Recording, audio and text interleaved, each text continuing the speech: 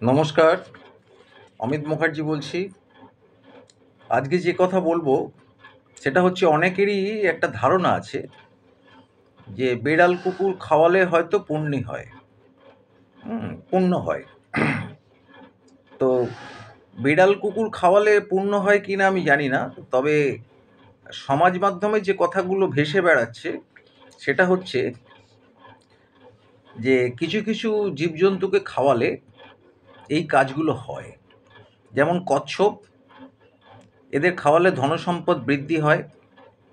বাঁদর, দুর্ঘটনা থেকে মুক্তি।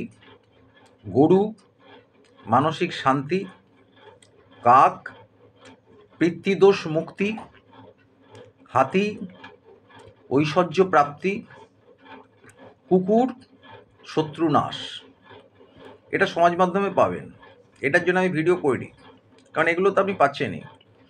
ভিডিওটা যে কারণে করেছি সেটা হচ্ছে যে জীবজন্তুকে খাওয়ালে পুণ্য হয় না, হ্যাঁ, কিন্তু জীবজন্তু বা মানুষ যাকেই খাওয়ান তাতে পুণ্য হয় না। এটা হচ্ছে এক একজনের ধাত। একটা মানুষ, তার ধাতই হচ্ছে সে জীবজন্তুকে বা মানুষকে খাওয়াবে। এটা সত্যগুণের একটা লক্ষণ। হুম যে আমি মানুষকে খাওয়ালাম, বাচ্চাদের খাওয়ালাম, তো এগুলো লক্ষণ বিভিন্ন রকম। তবে কি হয়, এইগুলো খাওয়ালে হয় কি, তাদের আশীর্বাদটা পাওয়া যায়। এই দেখবেন মারোয়াড়িরা বা অবাঙালিরা দেখবেন অনেক জায়গাতে ওই ইয়ে করে, মানে ক্যাম্প করে, তীর্থক্ষেত্রের কাছাকাছি সব ক্যাম্প করে, লঙ্গরখানা, সেখানে খাওয়ায় লোককে। কেন খাওয়ায়? যে মানুষের মধ্যে কিছু মানুষ আছে যাদের আশীর্বাদটা কাজে লাগে। বাকসিদ্ধ, মানে জীবজন্তু মানুষ সব কিছুর মধ্যে তিন রকম লোক আছে। একটা আছে বাকসিদ্ধি, মানে সে যা বলবে সেটা মিলে যাবে। তো ফলে কি হয়, মানুষকে খাওয়ালে কেউ যদি আশীর্বাদ করে সেটা আপনার জীবনে একটা বিরাট আশীর্বাদ। এবং আরেকটা হচ্ছে শ্বাস সিদ্ধি, শ্বাস প্রশ্বাস, নিঃশ্বাস প্রশ্বাস।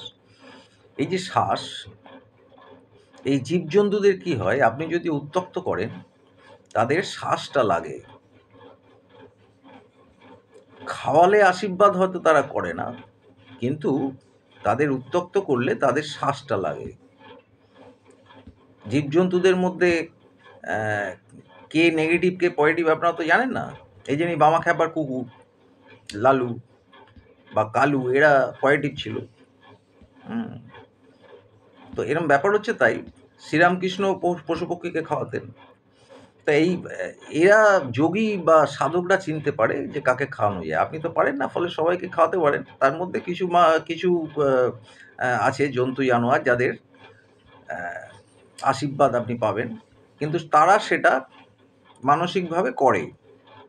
আপনার পুণ্য হলো না, কিন্তু তাদের শ্বাসটা যদি পজিটিভ হয়, আপনার তাতে লাভ হলো। লাভ হলো মানে আপনার মঙ্গলের জন্যে সে তার মতো করে শ্বাস নেবে। মানুষের দেখবেন খেলে একটা তৃপ্তির শ্বাস পড়ে, এটাই জীবজন্তুদের পড়ে। ওরা তো আর মুখে আশীর্বাদ করতে পারে না, এটা পড়ে।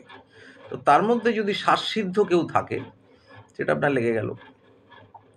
আর নেগেটিভও তাই, যদি উত্তক্ত করেন কাউকে, সেই কুকুর যদি শ্বাস ফেলে, তাহলে আপনার গেল সর্বনাশ। আর আরেকটা জিনিস হচ্ছে এই শ্বাসসিদ্ধ, আরেকটা হচ্ছে বাকসিদ্ধ, আরেকটা হচ্ছে ডাকসিদ্ধ। ডাকসিদ্ধটাও শুনবেন আপনারা। ওই মহাযোগী শ্যামাচরণ লাহিড়ী যখন তার গুরুদেব ডাকলেন তাকে, প্রথম যখন দেখা হলো, আগের জন্মের সাধনার সেই গুরুদেবের সঙ্গে, উনি শ্যামাচরণ লাহিড়ীকে ডাকছিলেন বিরাট পাহাড়ের ওপর থেকে। বাবাজি মহারাজ, শ্যামাচরণ লাহিড়ীর যে গুরু, তিনি শ্যামাচরণ শ্যামাচরণ বলে ডাকছিলেন। এইটাকে বলে ডাকসিদ্ধ। ওনার ডাকেই কিন্তু শ্যামাচরণের মনে পড়ে গেল পূর্বজন্মের কথা।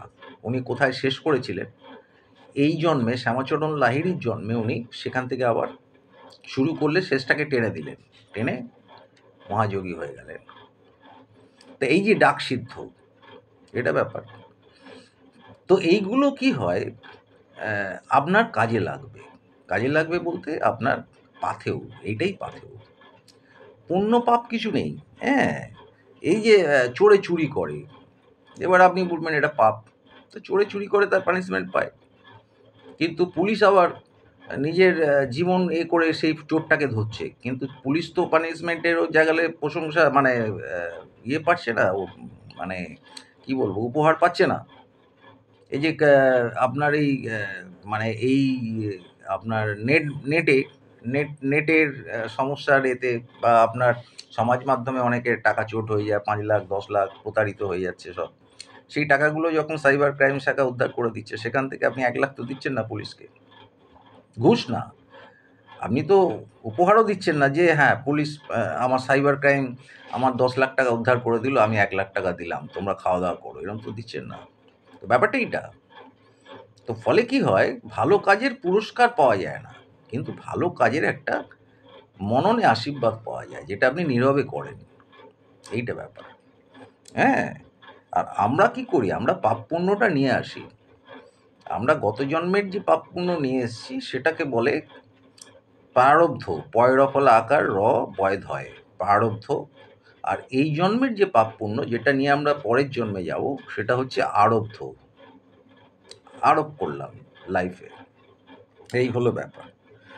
আর জীবজন্তুকে কখনোই উত্ত্যক্ত করবেন না, কারণ সবার মধ্যেই নারায়ণ আছে এবং কে কীভাবে আছে আপনি জানেন না। হ্যাঁ? আর জীবজন্তুকে খাওয়ালে যদি পুণ্য হয়, তাহলে সবথেকে পুণ্যবান লোক হচ্ছে চিড়িয়াখানার অধিকর্তা। কারণ তিনি তো সব জীবজন্তুকে খাওয়াচ্ছেন ডেলি। তো হয় না? পুণ্য না। তাদের যে শ্বাস, সেইটা কিন্তু আপনার জীবনে একটা পাথেয় হলো। এটা আপনার লাগছে। ফলে এটা ভালো, ভালো লক্ষণ। জীবজন্তুকে খাওয়ালে তাদের পরিতৃপ্তির যে শ্বাস আপনি পাচ্ছেন, সেটা আপনার পক্ষে এটা একটা বিরাট ভালো লক্ষণ। আর পুণ্য পাপের কোনো ব্যাপার নেই। পুণ্য পাপটা আপনার, ওটা আপনি নিয়েই এসছেন এবং আপনার মননে সেটা। হ্যাঁ? তো ব্যাপারটা এইখানে। একটা কসাই সারাদিনে মুরগি কাটছে, ছাগল কাটছে, তার তো তাহলে বিশাল পাপ হওয়ার কথা। কিন্তু সেটা তো হচ্ছে না, কারণ তার সেই জন্মে সে এসছে কসাই জন্মে।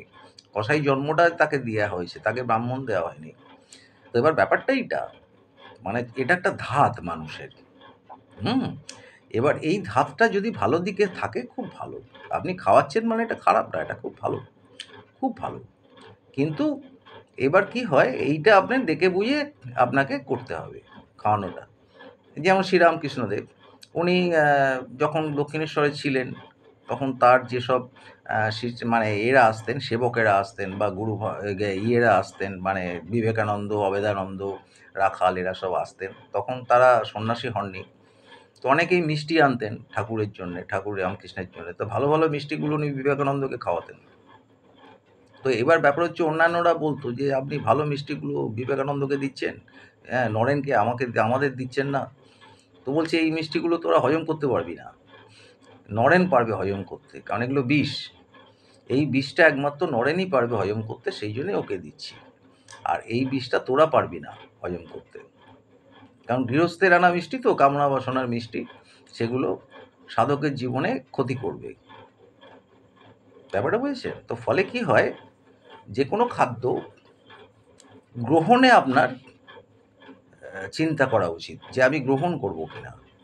কিন্তু আপনি দান করবেন যখন, তখন কোনো চিন্তার ব্যাপার নেই। আপনি জায়গায় খুশি দিতে পারেন এবং এটা আপনার খুব ভালো লক্ষণ। ভালো থাকবেন।